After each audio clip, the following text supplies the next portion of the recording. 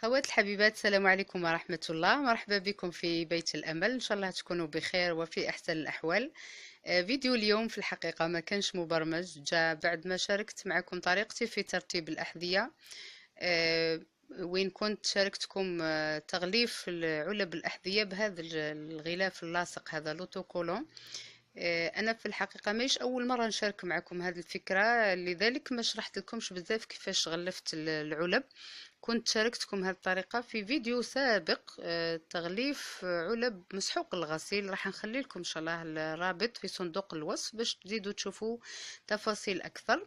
هذا الفيديو تحديدا راح نقول لكم فيه كيفاش تستعملوا هذا الورق باش تغلفوا الثلاجة ولا اي اسطح كبيرة، يعني ثلاجة ولا حتى الطاولات ولا اي حاجة. موجود هو عند الكنكيري، عند اللي يبيعوا الماعن في المكتبات. الرولو الكبير هذا انا شريته ب60 ألف، وكاين هذا الرولو الصغير ب20 ألف. اذا كنت راح تغلفي الثلاجة تحتاجي رولو الكبير، هذا الصغير ما فيهش بزاف يعني الكمية. اول حاجة لازم تعرفي بانه هو فيه ورق من تحت، راكم تعرفوها في الحقيقة. كامل ورق من تحت رايحة تنحيه وتبداي تلصقي. اذا كنتي مبتدئة راح يدير لك الفقاعات تاع الهواء. انا اليوم ان شاء الله نقول لك بالتفصيل كيفاش ما تتخلصي من فقاعات الهواء. ولكن باش تغلفي الثلاجة لازم لك تاخذي القياسات قبل، يعني رايحة شغل نفصلوا على الثلاجة تاعي بلا ما نلصق. رايحة ندير سكوتش برك ونلصقوا، هذه خاصة للمبتدئات باش ما تخسريش الغلاف تاعك تبداي مباشرة تلصقيه. لا، فصليه كيما هنا. انا درت حساب البواني ذراع تاع الثلاجة تاعي، بديت من عند ذراع ورحت حتى الجنب تاع الثلاجة. وهذه ترجع طبعا الطريقة تاعك الثلاجة تاعك تي كيفاش شكلها. والفوق راني درت حساب هذاك السمك تاع الباب هنا، لاني من بعد راح نبدا نلصق من هذا المكان. تبداي تلصقي من الفوق وتحبطي هكذا. بعد لما تبداي تلصقي ديري حساب برك يعني مبدئيا فصلي كيما نفصلوا القماش، فصلي الغلاف تاعك.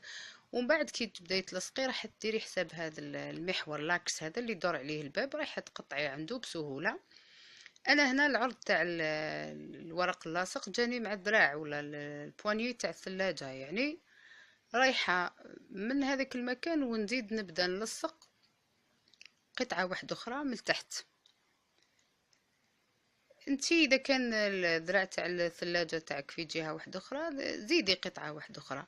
ما نلصقش مباشرة هنا يعني تحت، نلصق فوق ومن بعد نفصل وندير القياسات، بحيث راح نلصق الغلاف تاعي فوق هذا. نخلي 1 ولا 1.5 سنتيمتر باش من بعد ما يتنحاش بسهولة، ونبدأ هكذا كيما راني نوريلك في الخط هذا. ندير حساب هكذا. انا راني هنا مانيش نلصق، راني فقط نقص في الورق تاعي وهو مازال فيه الغراء تاعو. هذه القطعة الثانية شوفي جاتني من النهاية حتى النهاية تاع الباب، وشوفي الفراغ اللي قلت لك عليه باش من بعد يلصق فوقه هنا باش ما يتنحاليش بسهولة. ونكمل حتى مع الجزء اللي متبقي لي من الباب. يبقى لك الجناب تاع الثلاجة سهلين لانه ما فيهمش حتى يعني تفصيل ضروري. ولا ديري قطعة الفوق وحدة في المنتصف ووحدة لتحت. اذا كان العرض اقل زيدي قطع صغيرة، يعني برك ديري حساب الخطوط الافقية. اذا كان عندك رسم كيما اللي عندي انا هنا ضروري نتبع الخطوط الافقية. وندير قطعة واحدة اخرى ونزيدها. وهنا بعد راح نلصق مع الحاشية تاع الذراع تماما، يعني باش تجيني اونكاستخي كأنه مخدوم في الأصل بهذا اللون هذا. نتمنى فقط تكوني فهمتي الفكرة، خاصة للمبتدئات باش ما تخسريش ورق التغليف تاعك. ديري هذه الخطوة أولا راح تسهل لك، ومن بعد بداي لصقي بشوية برك ما تسرعيش. راني ملصقة بسكوتش برك باش نشرح لكم مليح كيفاش ديروا. انتي ثاني استعيني بها راح تسهل عليك بزاف. ومن بعد كي تبداي تلصقي بداي من هذو الحواف ديري حسابهم دخلي وزيدي قطع باش تكملي العرض. اذا ما كانش عندك البواني تاع الباب تاعك بهذا الشكل كيما اللي عندي انا، لانه الثلاجات جدد البواني تاعهم طالع شويه الفوق. ودركا نقول لك كيفاش تخلصي من فقاعات الهواء. هذو انا هنا راهو مازال لاصق في الورقه تاعو وفيه هذه الفقاعات. كيفاش تخلصي منهم وانتي تغلفي؟ رايحه نمثل لك في هذا العلبه الصغيره تاع الاحذيه. شوفي الجهه تاع الغلاف اللي راح ديريها، خاصه اذا كان عندك كيما عندي هنا افقي ولا عمودي الشكل اللي يتحكم فيك. وديري القطعة حسب المكان اللي راح تبداي به. دايما بداي من الفوق وحبطي للتحت، وتبداي تنحي تدريجيا، ما تنحيش ضربة واحدة تنحيش ضربة واحدة الغلاف تاعك اللي من التحت. اذا نحيتيه هكذاك راح يصعب لك، يبدا يتلصق لك في يديك ويتلصق لك في السطح اللي راح ديري فيه.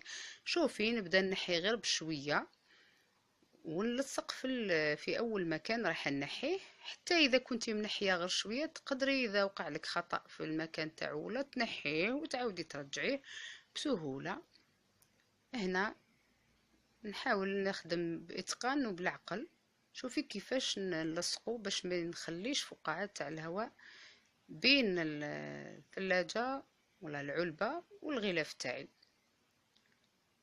لو كان نحيت هالورقة كامل مستحيل راح يغلبني الهواء، ما راحش نقدر نخدم. شوفي كيفاش نجبد بشوية برك ونلصق هكذا، نتوقف ونزيد بيديا نلصقو مليح باش نتجنب فقاعات الهواء.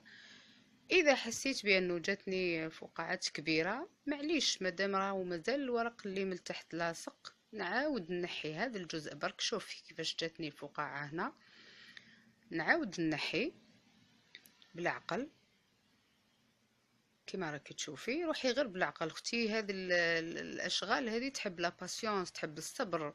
صبري شويه برك واستعيني بواحد من افراد العائله يشد معك في جهه واحده اخرى واخدمي هكذاك باش تسهل لك. شوفي هنا كيفاش عاودت خلصت من فقاعات الهواء اللي جاتني في العلبه، والورق السفلي راه مازال لاصق ما نحيش. انتبهي انتبهي برك ما تنحيش هكذاك ضربه واحده. ونكمل بسهوله خلاص. واكيد ثلاجة ولا طاولة كبيرة ولا تحب صبر اكثر، مش كيما العلب الصغيرة هذه. واذا كنتي يعني متعودة على الاشغال هذه ما راحش تجيك صعوبة بزاف. اذا كنتي مبتدئة معليش لما لا نتعلموا بشوية.